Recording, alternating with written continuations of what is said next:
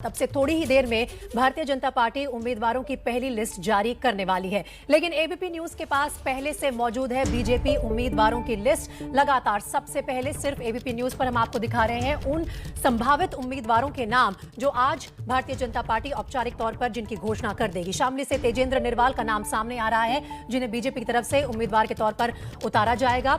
और ABP news के पास BJP के इन संभावित उम्मीदवारों के नाम आ गए हैं। शामली से तेजेंद्र निर्वाल का नाम सामने है, उन्हें मिल सकता है टिकट। गढ़मुक्तेश्वर से हरेंद्र तेवतिया को मिल सकता है बीजेपी से टिकट। साथ ही गाजियाबाद से अतुल गर्ग का नाम सामने आ रहा है, उन्हें मिल सकता है भारतीय जनता पार्टी का टिकट। बागपत की बात करें तो यहां से योगेश धामा को मिल सकता है टिकट। और इनके अलावा सभी नाम हमारे पास मौजूद है, एक एक करके हम वो सूची आपके सामने रख रहे हैं। अब से बस कुछ ही देर में भारतीय जनता पार्टी की प्रेस कॉन्फ्रेंस भी शुरू होने वाली है। फतेहपुर सीकरी से बाबूलाल को मिल सकता है टिकट। बरौली से जयवीर सिंह को टिकट मिलने की संभावना है। गाजियाबाद से अतुल गर्ग का नाम सामने आ रहा है। और इसके अलावा औपचारिक तौर पर अब से बस कुछ ही देर में बीजेपी घोषणा कर देगी उन उम्मीदवारों के नाम जिन्हें टिकट देगी। उत्तर प्रदेश में आपको याद होगा कि 10 फरवरी से पहले चरण का चुनाव होना है, तो आज उम्मीद ये की जा रही है कि पहले और दूसरे चरण के चुनाव में जो भी उम्मीदवार मैदान में उतारेगी बीजेपी, उनके नामों की घोषणा हो जाएगी। मेरे सहयोगी अंकित गुप्ता मेरे साथ लाइव जुड़ रहे हैं इस वक्त। चलिए सीधा उन्हीं का रुख कर लेते हैं। अंकित, आपसे बस कुछ ही देर में बीजेपी की प्रेस कॉन्फ्रेंस शुरू होने वाली है। एबीपी न्यूज के पास पहले ही सूत्रों के हवाले से लिस्ट आ गई है और इसमें लगता है कि जातीय समीकरण को ध्यान में रखते हुए बैलेंस बनाने की कोशिश की जाएगी।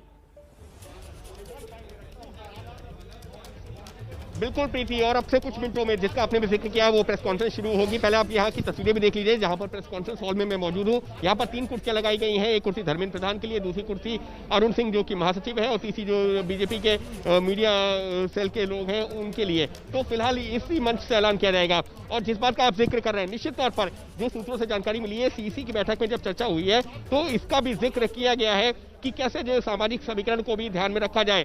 बाकायदा जो दलितों की बात हो, पिछड़ों की बात हो, ब्राह्मण वर्ग जिसको लेकर के कहा जा रहा है बीजेपी से नाराज है, उसका भी ख्याल रखा गया है। उसके अलावा ठाकुर हो, बनिया हो, या तमाम जो है या महिलाओं, क्योंकि जो कांग्रेस का पूरा जो एक कैंपेन है महिलाओं को लेकर के, तो लिहाजा उन सारे फैक्टर्स को ध्यान में रखा गया है और उसी आधार पर ये जाति समीकरण को ध्यान में रखते हुए ये लिस्ट तैयार की गई है। इसके अलावा सूत्रों से एक जानकारी और मिली थी, हालांकि हमारे सहयोगी विकास भदौरिया ने उन नामों को भी जो है दर्शकों के सामने सबसे पहले रख दिया है जो इनको टिकट का ऐलान कुछ देर में किया जाएगा, उम्मीदवारों के नामों का ऐलान जो किया जाएगा। लेकिन इस सबके बीच में एक जानकारी और मिली थी कि जो भी मौजूदा विधायक नहीं मंत्री हैं योगी सरकार में शुरुआती 3 चरणों में, उनमें से लगभग सभी को उनका जो सीट रिटेन की जाएगी, यानी कि मौजूदा मंत्रियों के टिकट नहीं कटेंगे।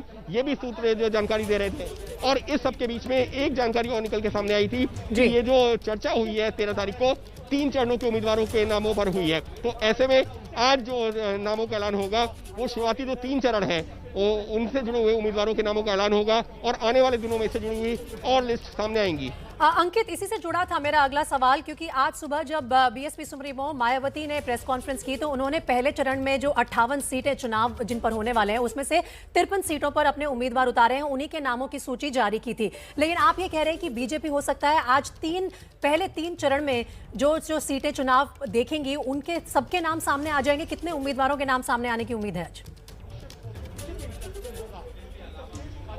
अभी ये कहना थोड़ी जल्दबाजी होगी कि कितने उम्मीदवारों के नाम सामने आएंगे, लेकिन जो अभी 2 दिनों पहले जो बैठक हुई थी केंद्रीय चुनाव समिति की, उसमें 172 नामों पर चर्चा हुई है।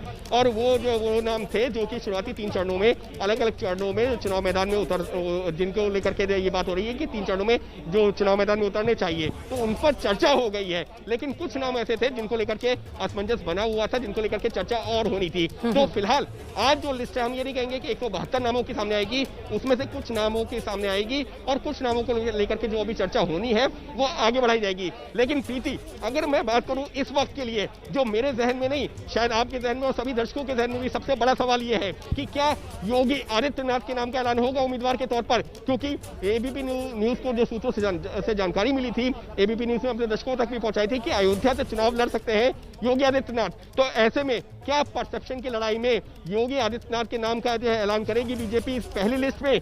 ये निश्चित तौर पर एक बहुत बड़ा सवाल है और वो उस सवाल का जवाब हम उम्मीद करते हैं कि अगले 10 से 15 मिनट के अंदर हमारे सामने होगा। क्योंकि यहाँ पर अगर हम बात करते हैं योगी आदित्यनाथ का अयोध्या सीट की, तो वैसे तो वहाँ पर 5वें चरण में चुनाव होना है, लेकिन परसेप्शन का खेल, या ये कहा जाए परसेप्शन की लड़ाई में बीजेपी क्या ये संदेश देना चाहेगी कि वो अपने बड़े चेहरों को कहां से चुनावी मैदान में उतार रही है और वहां बढ़त लेने की कोशिश करेगी? ये अपने आप में एक बड़ा सवाल बना हुआ है। और अगले कुछ मिनटों में इसका वाकई में आपने मेरा सवाल छीन लिया। यही सवाल था मेरा कि क्या खुद योगी आदित्यनाथ जो सिटिंग सीएम है उत्तर प्रदेश के, वो इस बार विधानसभा चुनाव लड़ेंगे या नहीं लड़ेंगे?